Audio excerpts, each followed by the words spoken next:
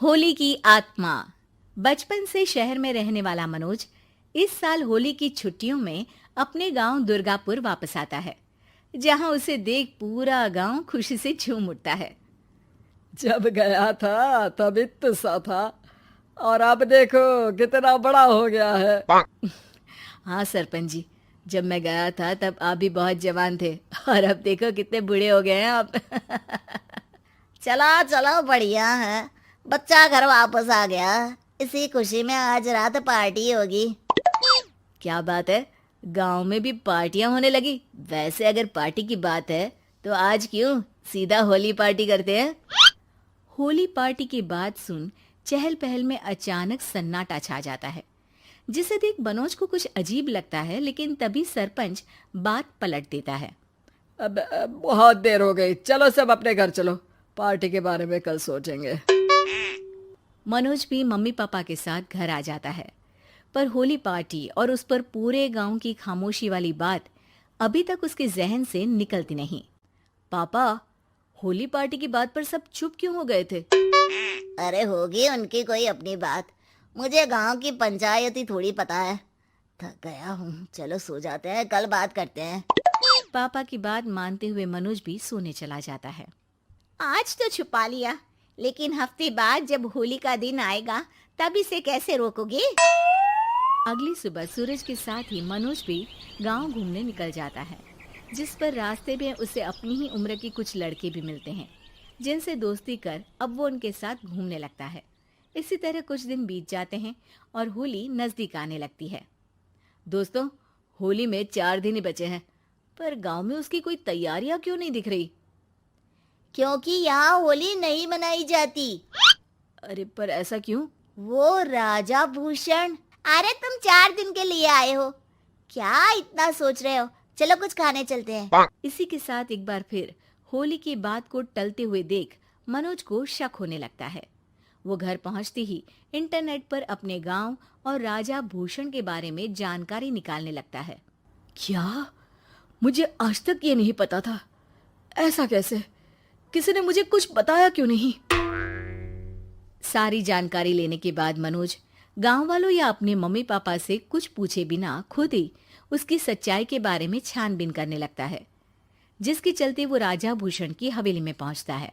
वाह, क्या हवेली है यार। पर क्या यहाँ सच में कोई भूत है? हेलो भूत जी, कोई है क्या? हम इस साल गांव में होली सेलिब्रेट कर रहे हैं, क्या आप उस पर थोड़ा इंटरव्यू देंगे? मनोज के ऐसा बोलते ही गांव में तूफान उठ जाता है और हवेली में रखी सारी चीजें हिलने लगती है। एक अदृश्य शक्ति मनोज को धक्का देकर हवेली से बाहर निकाल दरवाजा बंद कर लेती है। ये सब देख मनोज हैरान रह जाता है। क्या अभी मुझे हवा ने धक्का देकर बाहर निकाल दिया? मेरे होते हुए इस गांव में कभी होली नहीं बन सकती, इसलिए दोबारा ऐसी कोशिश भी मत करना, अंजाम बुरा होगा। आवाज सुन मनोज हैरानी से इधर उधर देखने लगता है, पर उसे कोई दिखाई नहीं देता। वो गांव वापस आ जाता है, जहां तूफान की वजह से सब कुछ तहस महस हो चुका होता है। आखिर ये तूफान आया कैसे? ना ऐसा कोई मौसम था और ना ही हमने होली का त्योहार मनाने की बात की थी।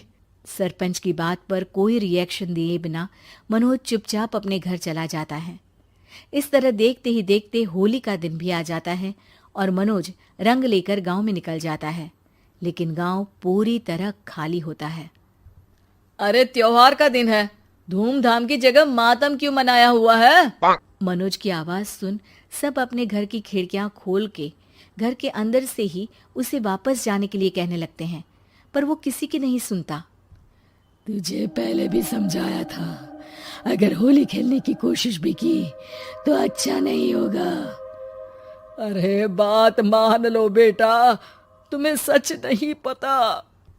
मुझे सब पता है। सालों पहले इस राजा ने एक अंधविश्वास फैलाया और आप लोग आज तक उसे मानते आ रहे हो। अरे बेटा, जब तुम पैदा भी नहीं हुए थे उससे भी बहुत पहले से इस गांव पर होली का श्राप है। अगर गांव में होली का त्योहार मनाया जाता है तो प्रलय आना पक्की बात होती है। राजा भूषण इस सब में नहीं मानते थे और त्योहार मनाने लगे, जिसके चलते होली वाले ही दिन पहले उनके बेटे की और फिर उनकी मृत्यु हो गई। तभी से गांव की रक्षा के लिए उनकी आत्मा उस हवेली में रह रही है। सबकी बातें सुन मनोज उलझन में पड़ जाता है। सोचना भी मत मनोज, अगर तुमने इस परंपरा को तोड़ने की कोशिश भी की तो उसका परिणाम इस गांव और गांव के लोगों के लिए अच्छा नहीं होगा। मुझे भी यकीन नहीं हो रहा कि आप लोग एक बेतुकी बात को मानकर सालों से रंगों के त्योहार को मातम की तरह मनाते आ रहे हो। मनोज किसी की कोई बात ना मानते हुए पूरे गांव में रंग बिखेर देता है, जिसके तुरंत बाद वहां तूफान के साथ बिजलियां गरजने लगती है। अचानक मौसम में ऐसा बदलाव देख जहां मनोज कंफ्यूजन में आ जाता है, वहीं गांव वाले डर से सहम जाते हैं।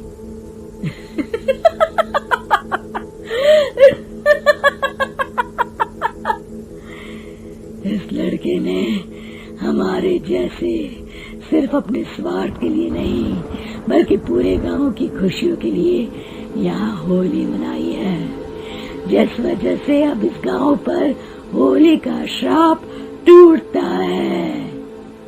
ऐसा बोलकर राजा का भूत वहां से गायब हो जाता है, जिसके बाद गांव के लोग धूमधाम से होली मनाते हैं। खुशियों के रंग गांव में बिखरे ही होते हैं कि अगली सुबह अचानक मनोज कहीं गायब हो जाता है और एक बार फिर गांव में होली का नया राज शुरू हो जाता है।